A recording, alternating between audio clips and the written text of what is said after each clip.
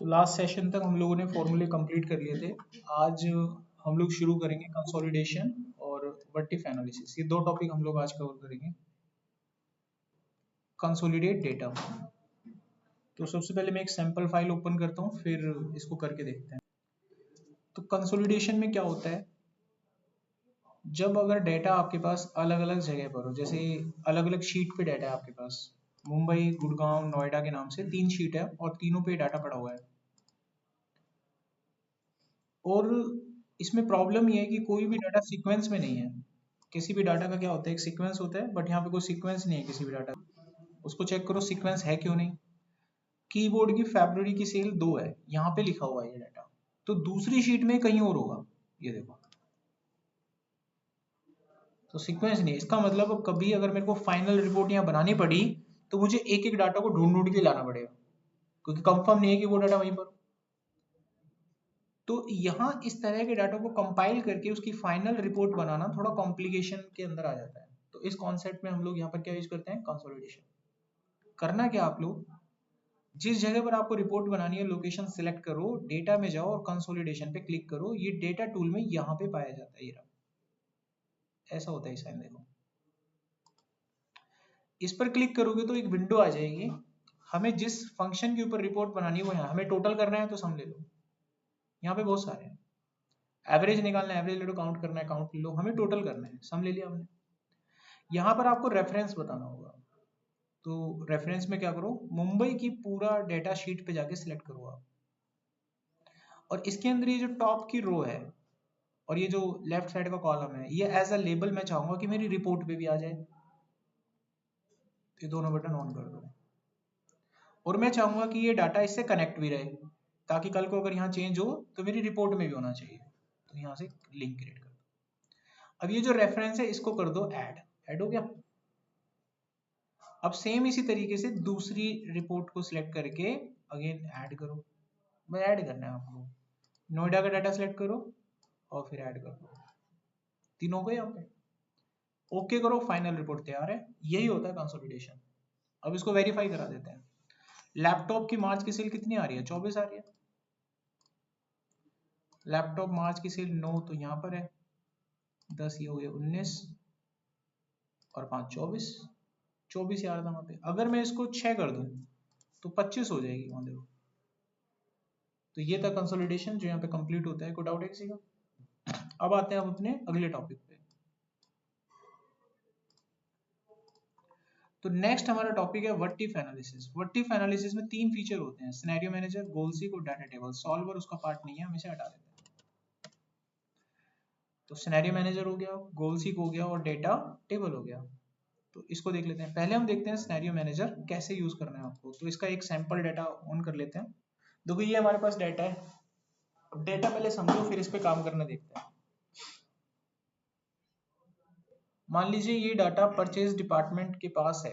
Purchase department जो खरीदारी करती है। अब जो कंपनी का मैनेजर है वो उनके पास जाता है और उनको बोलता है कि भाई देखो ये हमारी कंपनी है और हम लोग इस तरह की मैन्युफैक्चरिंग करते हैं। इस पे जो रॉ मटेरियल होता है उसकी कॉस्ट यहाँ पर है और इसको इतने में हम बेच देते हैं। इतनी क्वांटिटी की खपत हमारी महीने में हो जाती है और ये होने वाला प्रॉफिट है। टोटल प्रॉफिट ये रहा।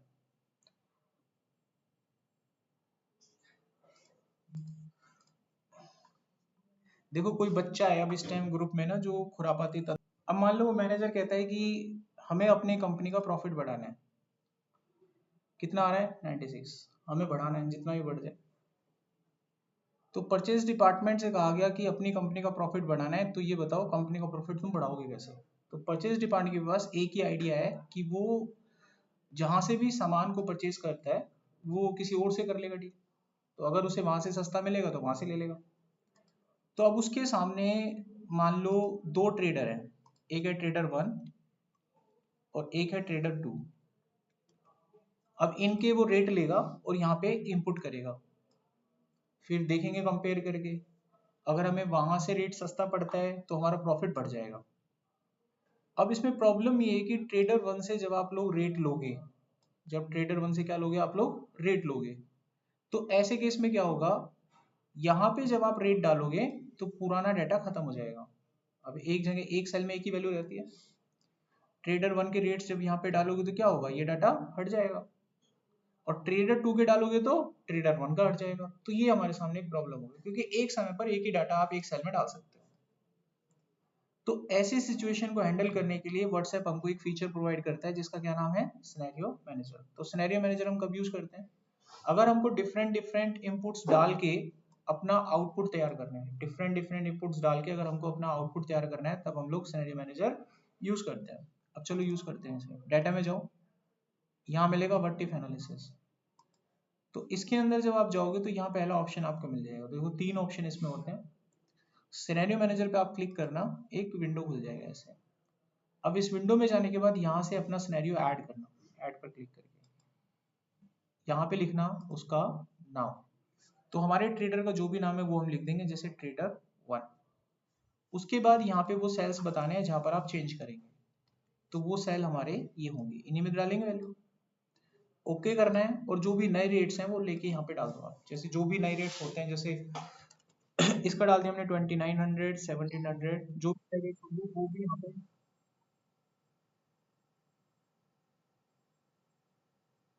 अभिषेक है, अभी कौन है हमारे ग्रुप में, है कोई अभी?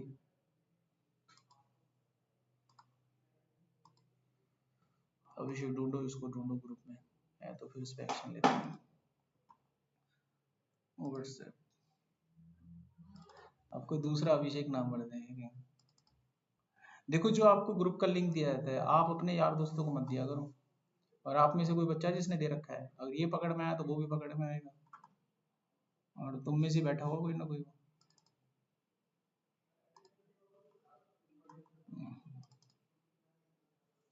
ज्यादातर गांव साइड के लोग दे देते हैं, एक बार उसे बोल दो।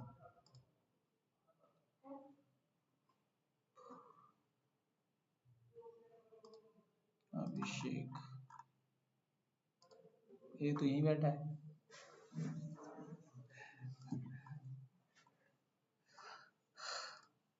तुम्हारी आईडी से किसी ने लॉगिन कर रखा है अभी से? तुम्हारी आईडी क्या है, नाम क्या आता है तुम्हारी आईडी पे? दुबे करके आता है, ठीक है। अच्छा ध्यान सुनिए, आप में से किसी बच्चे ने लिंक दे रखा है अपने किसी यार दोस्त को, ठीक है, वही कर रहा है ऐसे, और तो कौन करेगा, अपनी क्लास का तो कोई नहीं करेगा, क्योंकि उसको पता है डेली जाना है यहाँ पे। ये बात ध्यान रखिए, आप में से किसी ने दे रखा है, पता तो चल ही जाएगा, ठीक है। ऑनलाइन क्लास में जो भी बच्चे हैं, लिंक चेंज होगा, लिंक क्या होगा, चेंज होगा। लिंक चेंज नहीं करूंगा, इसी से रहेगा, ध्यान रखिए। अब आप लोग जब लॉग इन करोगे, यहाँ देखो ध्यान से, सभी स्टूडेंट्स के लिए, आप लोग जब लॉग इन करोगे तो आपका नाम आता है, अगर ये नाम इस लिस्ट में है तभी मैं आपको एंटर करूंगा, वरना आप पूरी ताकत लगा लेना एंटर होने के लिए, मैं एंटर नहीं करूंगा। समझा गया सबको? आप जब यहाँ पे लॉगिन करते हो तो आप अपनी मेल आईडी से लॉगिन करते होंगे, नाम आता है आपका, आपका नाम जो यहाँ पर आ रहा है वो इस लिस्ट में होना चाहिए, पूरा ही होना चाहिए, अभी फभी ऐसे नहीं चाहिए अब, ठीक है। अगर किसी का नाम जैसे भारत और बी ए आ रहा है खाली, नॉट एक्सेप्टेड, या दोबारा बनाओ, कोई मेल आईडी बनाओ, अपने नाम से बनाओ और एंटर करो, ताकि उस गलत बच्चे को रोका जा सके, ठीक है। अब मान लो वो अभिषेक करके पूरे नाम से आ गया तो वही पकड़ा जाएगा, ठीक है, ये ध्यान रखना बात। पकड़ा जाएगा, तुमसे ही पकड़ेंगे हम, जो भी होगा बंदा। अभिषेक पूरा नाम आ रहा है ना, है नहीं कोई भी, तुम्हारे नाम से आ रहा है तो तुम ही को पकड़ेंगे हम, कोइंसिडेंट थोड़ी ना है कि वो सेम नाम से आएगा, ठीक है। कोई भी बच्चा हो, प्लीज इसका ध्यान रखना, अपनी पूरी आईडी से अपना लॉगिन करना है। यहाँ पे काफी सारे ऐसे बच्चे हों तो देख लो, कोई है कोई ऐसा, ठीक है, सभी के पूरे पूरे नाम ही है, बाकी जिसका नहीं है और आप लोग कभी भविष्य में करो तो ध्यान रखना। कहाँ पर पूरा नाम है ना इसका, तो इसका तो पूरा नाम है ना, दो आईडी से कैसे, अभिलाष तो बैठा ही है ना यहाँ पे, अभिलाष तो यहाँ पे बैठा ही हुआ है ना ऑनलाइन, पूरा आईडी से लेके पूरा नाम आना चाहिए, मेरे कहने का ही अर्थ है, देख, ठीक है, पूरा नाम आना चाहिए। देखो यहाँ पर नेक्स्ट,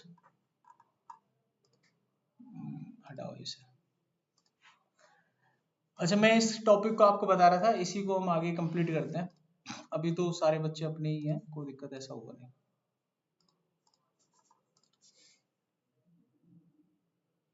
देखो यहाँ पर जो मैंने आपको सिनेरियो बताया, तो मुझे क्या करना होगा, इनको रिकॉर्ड करना होगा। रिकॉर्ड करने के लिए हम जाएंगे सिनेरियो मैनेजर पे, यहाँ से हम ऐड करेंगे, अपने ट्रेडर का नाम लिखेंगे। यहाँ पर मैं लिख दिया ट्रेडर 1। यहाँ पर आप वो सेल्स बताएंगे जहाँ पर आपको इनपुट करना है, तो वो ये रहे सेल्स। इसके बाद आप यहाँ करेंगे ओके, और यहाँ पे एंट्री करनी है बस। तो एक एक करके यहाँ पे एंट्री डाल देना, जितना भी रेट है जो फोन पे दे रहा है आपको या जाके दे रहा है, वो रेट्स डालने हैं आपको यहाँ पे।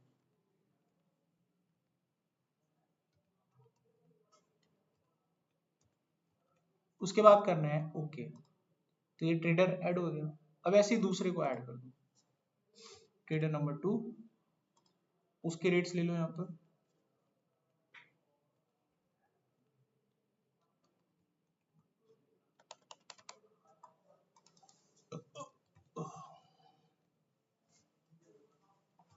कर दो ओके। अब जब ऐसे ही कितने भी ले लो आप, जिनके भी रेट्स आपको लेना है, अब रिपोर्ट तैयार करनी है, तो समरी नाम का बटन दिखेगा, इस पे क्लिक करो, और यहाँ पर आपको एक फाइनल आउटपुट का सेल दिखेगा, इसको डिलीट करके फाइनल आउटपुट वाला सेल ले लो। अब इसे ओके कर दो, आपको एक रिपोर्ट मिल जाएगी। अब इस रिपोर्ट को देखो क्या है। करंटली आप जहां से भी सामान खरीद रहे हैं, अगर उसी के साथ कैरी करते हैं तो आपको 96,000 का प्रॉफिट होगा। अगर आप ट्रेडर 1 के साथ चलते हैं तो आपको 1,01,900 का प्रॉफिट होगा। ट्रेडर 2 के साथ चलते हैं तो आपको 1,06,300 का प्रॉफिट होगा। तो इस तरीके से हम रिपोर्ट बना सकते हैं अलग अलग ट्रेडर के हिसाब से, अगर सामान खरीदेंगे तो कहाँ पर हमको ज्यादा प्रॉफिट हो सकता है।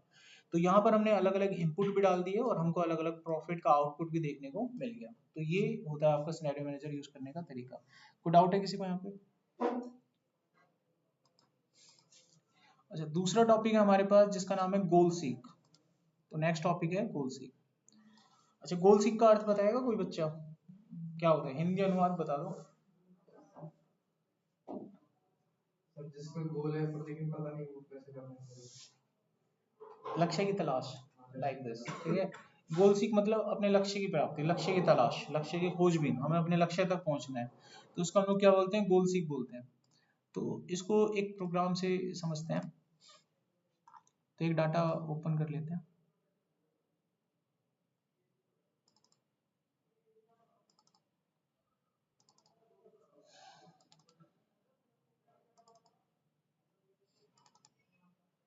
देखो,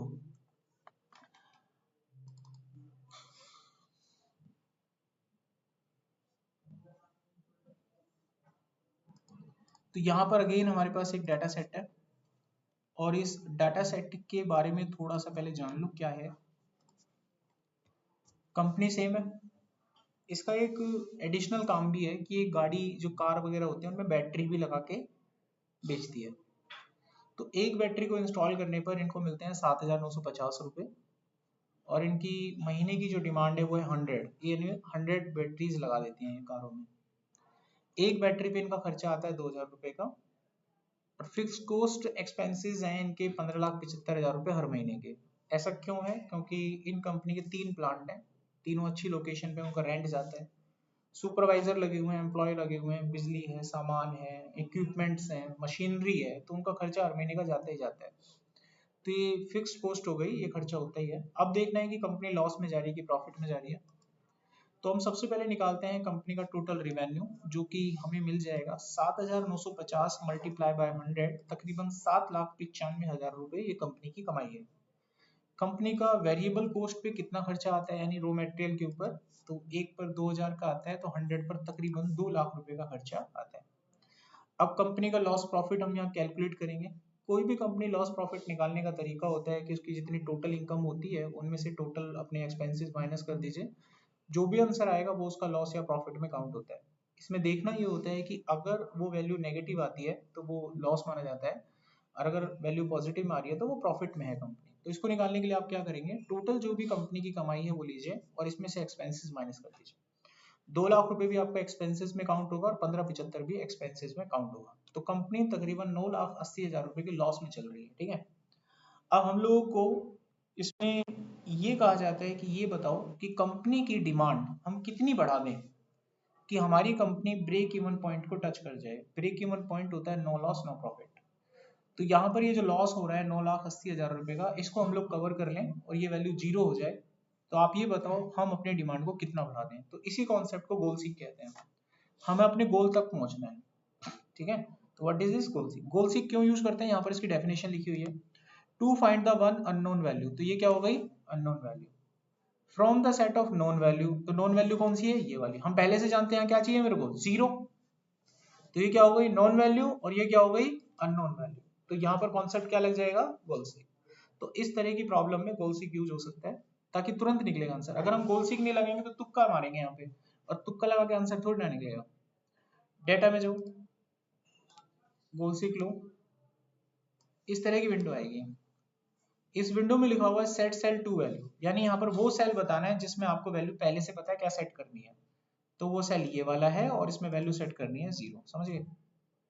अच्छा, चेंजिंग सेल यानी अननोन सेल बताओ जहां पर चेंज चाहिए आपको, तो चेंज हमें यहाँ चाहिए। अभी ओके करो, ये अपने आप सेट कर देगा। तो डिमांड करनी है तुमको 265 तकरीबन, और आपकी कंपनी यहाँ पहुंच जाएगी। समझ गए? कोई डाउट इसमें? अब रहता है एक आखिरी कॉन्सेप्ट, उसके बाद क्लास ओवर करेंगे। डाटा दे दूंगा, अपने प्रैक्टिस करने हैं इस पे। तो हमारा जो लास्ट कॉन्सेप्ट है उसका नाम है डेटा टेबल।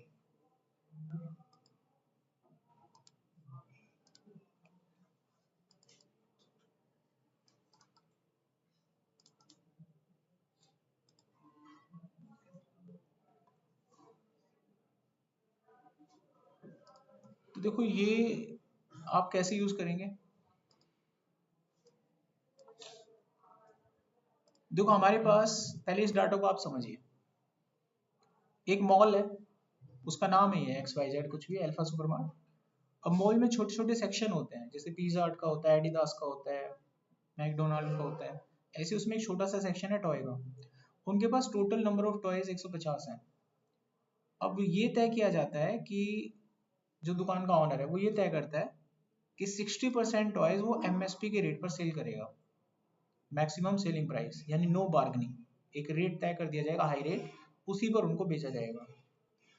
तो MIS के बंदे को ये रिपोर्ट बनाने के लिए कहा उन्होंने, भैया रिपोर्ट बना के दो कितना रिवेन्यू मिलेगा मुझे अंत में। तो एक टेबल बनाई गई साइड में, और यहाँ पर दो रेट लिखे गए, एक मैक्सिमम वाला, एक लोएस्ट वाला। मैक्सिमम रेट पर जो खिलौने सेल किए जाएंगे उनकी संख्या यहाँ निकाली गई। तो वो कैसे निकलेगा? 150 मल्टीप्लाई 60%, खिलौनों की संख्या आएगी 90। तो 90 खिलौने हैं जो हाई रेट में बेचे जाएंगे, बाकी बचे हुए खिलौने लोएस्ट प्राइस में बिकेंगे। 150 माइनस 90, तो अमाउंट आएगा 60। ये समझ में आ गया? अब जो रेट होगा वो मालिक तय करेगा। तो मालिक ने मान लीजिए रेट दे दिया $60 का, और लोएस्ट रेट दे दिया हाई रेट का आधा। अब आपको कैलकुलेट करना है टोटल कमाई कितनी होगी, रेवेन्यू कितना जनरेट होगा। तो यहाँ पर हम रेवेन्यू निकालेंगे। 90 टॉयज सेल हुए हैं 60 के रेट से, 5400, और 60 टॉयज सेल हुए हैं 30 के रेट से, तो 1800 आपको मिलेगा। तो टोटल आंसर आपके पास आता है 7200, निकल गया। अब यहाँ पर एक टेबल दी गई है आपको, this is called data table, इसको कहते हैं डाटा टेबल। अब यहाँ पे बहुत सारी वैल्यूज दी गई हैं, आपको ये पूरी डाटा टेबल फिल करनी है प्रेडिक्शन लगाते हुए। जैसे कि अगर 60% खिलौने मैक्सिमम सेलिंग प्राइस पर सेल होते हैं तो रिवेन्यू कितना बना। समझ गए? अगर 61% टॉयज मैक्सिमम सेलिंग प्राइस पर सेल होंगे तो रिवेन्यू कितना बनेगा, बताना जरा। क्या करेंगे कि इसका आंसर आ जाए?